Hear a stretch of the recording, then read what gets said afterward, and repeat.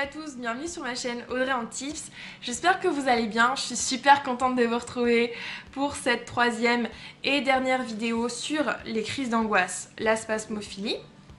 Donc rappelez-vous, je vous avais fait déjà 2 vidéos précédentes que je vous mettrai en barre d'infos. En même temps, n'hésitez pas à vous abonner, c'est gratuit et vous me suivez dans l'aventure. Également, mettez-moi un pouce vert si cette vidéo vous a plu. Alors aujourd'hui, on va plus parler de méthodes plutôt que de recettes miracles pour arrêter ou diminuer surtout les crises d'angoisse. Je vais éviter de parler de tout ce qui est médicaments parce que pour moi c'est un sujet plus vaste et que chaque personne est différente comme je vous l'ai dit plusieurs fois. Donc je vous invite vraiment à vous tourner vers votre médecin traitant, votre pharmacien, pharmacienne, préparatrice en pharmacie, préparateur en pharmacie, qu'importe, qui pour moi sera vraiment à même de vous expliquer les choses, de vous guider vers un médicament qui, je l'espère, sera naturel et pourra éventuellement vous aider à vous détendre. Mais pour moi, les méthodes naturelles, c'est vraiment les meilleures. Donc vous allez voir, c'est des méthodes très classiques, il n'y a rien d'extraordinaire, mais je sais que ça peut aider quand même certaines personnes, donc on en parle tout de suite. La première chose, le yoga. Alors le yoga, c'est vraiment une pratique pour moi plutôt qu'un sport qui revient énormément à la mode, mais avant tout un effet de mode, c'est vraiment quelque chose qui pour moi est vraiment le meilleur moyen pour se détendre, apprendre vraiment à lier le corps et l'esprit. J'en fais depuis 1 an et demi et je peux vous dire que, étant donné que je suis quelqu'un de très anxieuse à la base, ça m'a vraiment appris à freiner mon corps. Parce qu'il y a 2 points qu'il ne faut pas oublier dans les crises d'angoisse, la spasmophilie au départ, quand on souhaite vraiment diminuer les crises d'angoisse, voire disparaître totalement. Il faut d'abord de 1, bien connaître son corps et connaître ses limites. Et le yoga, quand on pratique le yoga, connaître ses limites, vous allez voir, c'est hyper important. Je m'explique. Voilà.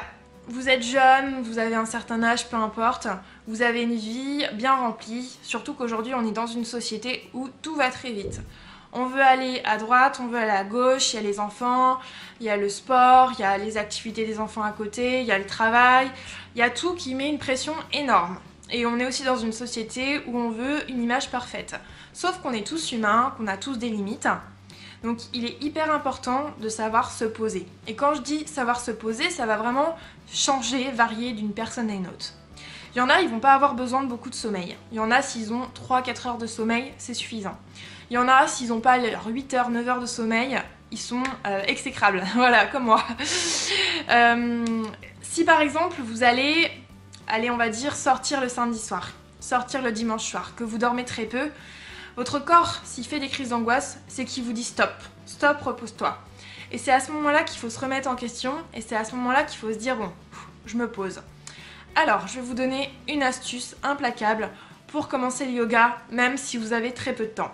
C'est la méditation. Donc la méditation, pour ceux qui ne connaissent pas, ça va être vraiment de se poser donc en position lotus. Donc position lotus, hop, là vous voyez pas trop, mais vous croisez vos jambes, vous mettez vos mains sur les genoux, vous détendez les épaules et vous fixez un coin, vous gardez les yeux ouverts et vous respirez tout doucement. Et tout ça pendant 5 minutes. On évite de mettre une musique douce parce que faut vraiment ne penser à rien.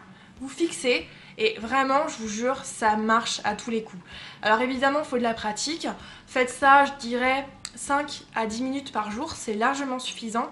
Et vous allez voir déjà au bout d'1 mois, je vous donne un petit défi, faites-le pendant 1 mois et vous mettez un commentaire, vous me dites pour vous si ça a changé quelque chose.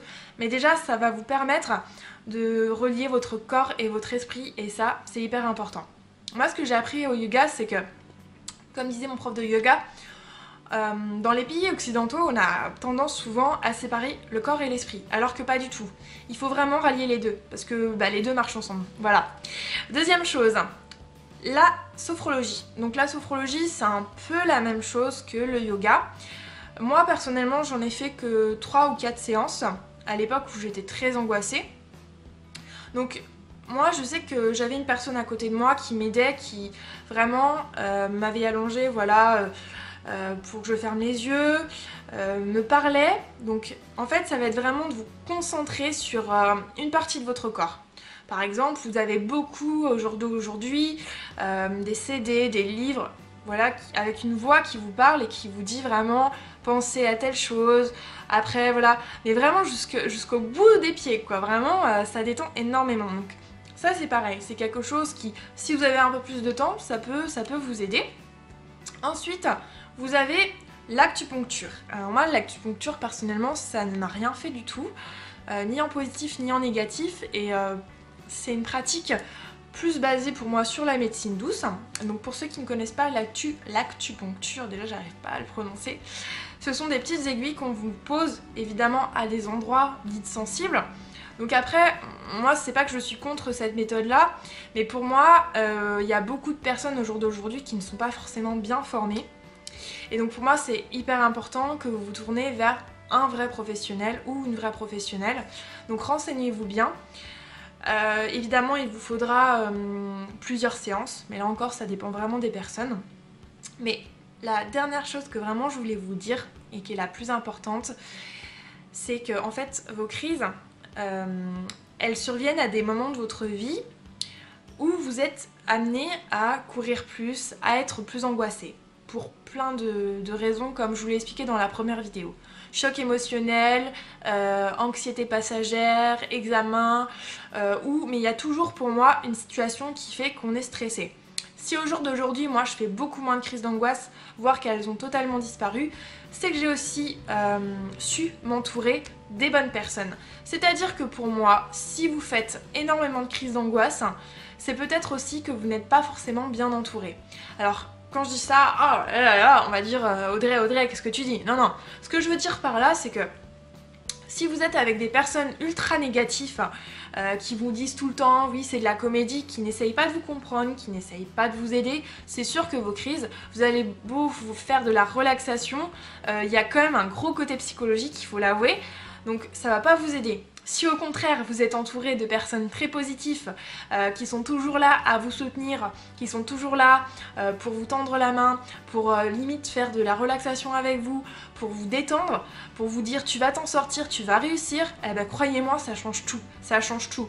C'est exactement comme, je vous donne un exemple concret, vous avez envie de vous lancer dans un projet, tout le monde vous dit tu vas te casser la figure, tu vas te casser la figure. Ça motive pas trop et notre esprit finalement commence à se dire bah oui en fait je vais me casser la figure. Si au contraire les personnes vous disent tu vas y arriver, tu vas tout faire pour y arriver, tu vas avoir des obstacles mais tu vas y arriver, votre cerveau qu'est-ce qu'il va faire? Il va se mettre en mode oui ok, difficulté mais réussite. C'est surtout ça auquel je pense. Donc vraiment entourez-vous des bonnes personnes. Prenez 5-10 minutes pour vous relaxer, que vous ayez des enfants, un travail prenant, peu importe. Si vraiment vous voulez vous en sortir, il faut vraiment y aller à fond. Donc j'espère que ces 3 vidéos vraiment vous auront plu. Je vous fais d'énormes bisous et je vous souhaite une très très bonne journée. Profitez bien du soleil et surtout on se retrouve pour les prochaines vidéos qui vont complètement changer. À très vite, ciao!